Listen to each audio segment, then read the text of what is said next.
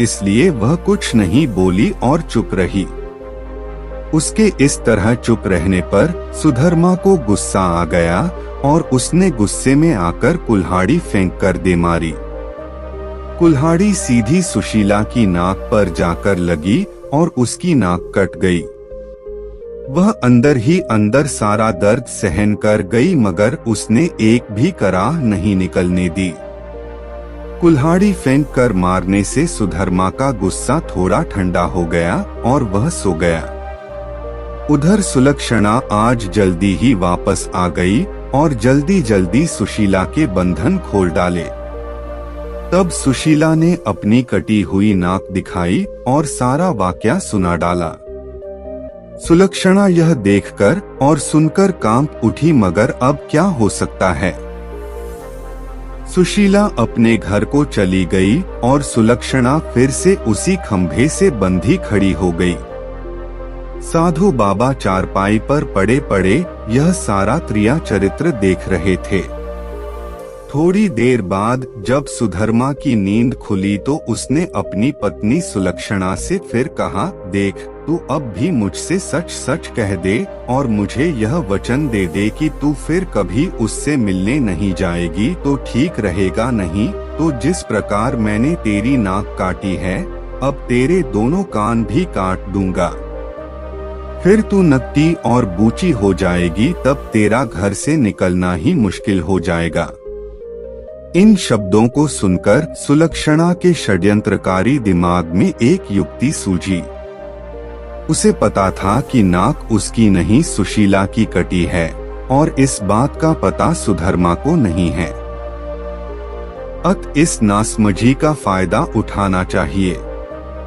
तब उसने क्रिया चरित्र दिखलाते हुए नाटक करना शुरू कर दिया और जोर जोर से रोना शुरू कर दिया। रोते रोते बोली, तुम मर्द लोग बड़े बेरहम होते हो। अपनी पत्नी पर झूठा इल्जाम लगाकर उसकी नाक काट देते हो। मैं कोई उल्टा स्त्री नहीं हूँ जैसा कि तुमने मुझ पर आरोप लगाया था। मैं एक पतिव्रता स्त्री हूँ और मैं आज तुम्हें यह सिद्ध करके दिखा दूंगी कि मैं कितनी सती, नेक और पतिव्रता हूँ। ऐसा कहकर उसने आसमान की ओर देखा और भगवान को संबोधित करते हुए बोली, हे प्रभु, हे माता गौरी, हे समस्त देवी देवताओं, हे दसों दिशाओं, आप सभी मेरी बात ध्यान से सुनो और मेरे साथ न्याय करो।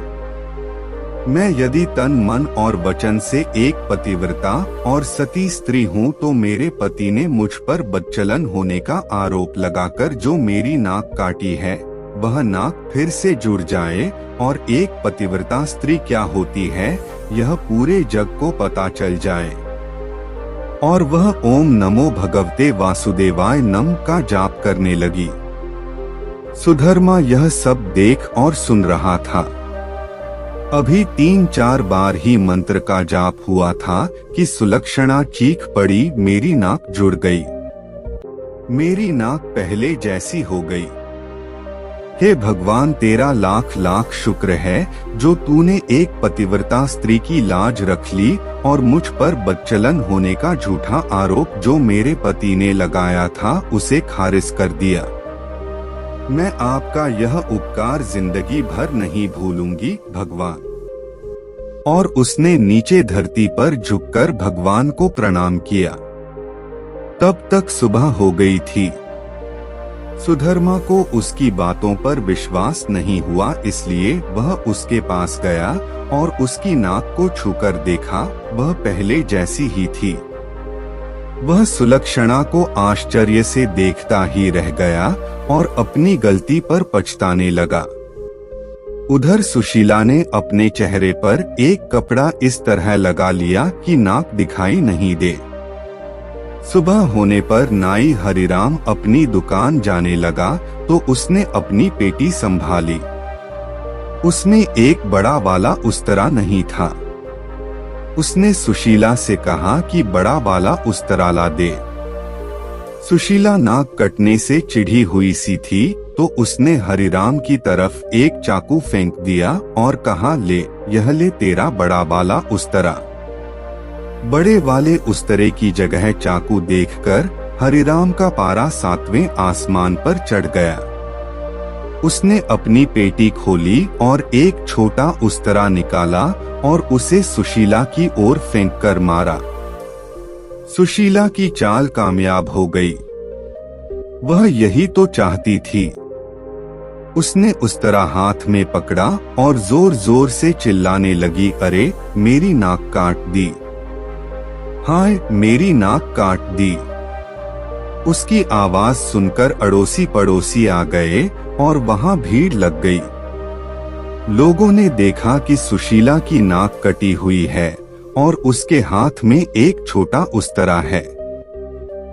सुशीला कहे जा रही थी कि उसके पति ने उसे बदचलन बताकर बेवजह ही उसकी नाक इस उस्तरे से काट दी है। लोगों ने सुशीला की बात सही मान ली और हरिराम नाई की खूब धुनाई कर दी। इतनी देर में राजा के सिपाही आ गए और हरिराम नाई को पकड़कर ले गए। राजा की अदालत में मुकदमा चला। सुशीला ने स्वयं को सती सावित्री पतिव्रता बताते हुए अपने पति पर आरोप लगाया कि उसने उसे बदचलन बताकर उसकी नाक उस उस्तरे से काट ली थी। उस्तरा भी था और सुशीला की नाक भी कटी हुई थी। एक पत्नी अपने पति पर मिथ्या आरोप क्यों लगाएगी? अत राजा ने हरिराम नाई को दोषी मानते हुए उसे मृत्युदंड सुना दिया। इस मृत्युदंड की चर्चा पूरे राज्य में फैल गई। सुधर्मा के घर में ठहरे हुए साधु महाराज ने भी जब हरिराम नाई को मृत्युदंड की बात सुनी तब वह विचलित हो गया।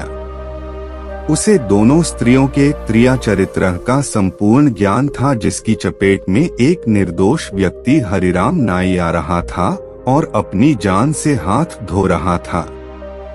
तब वह राजा के पास गया और संपूर्ण घटनाक्रम राजा को कह सुनाया। राजा ने सुधर्मा और सुलक्षणा को दरबार में बुलवाया और कड़क कर सारी बातें सच सच बताने के लिए कहा। तब सुलक्षणा और सुशीला ने सारी बातें सच सच बता दी और अपने स्वांग को भी बता दिया। अब मामला पूरी तरह से साफ हो चुका था। दोनों स्त्रियों का अपराध सामने आ गया था और हरिराम नाई निर्दोष सिद्ध हो गया था। इस षड्यंत्र के लिए दोनों कुलटाओं को भीषण दंड दिया जाना था, लेकिन स्त्री, बालक और साधु को मृत्युदंड नहीं दिया जा सकता है। इस शास्त्रीय विधान के अनुसार दोनों स्त्रियों के नाक कान काटकर उन्हें छोड़ दिया गया। इस पूरे वृतांत को देखकर साधु महाराज बोल पड़े, क्रिया चरित्र जाने नहीं कोई, खसम मार कर सती हुई।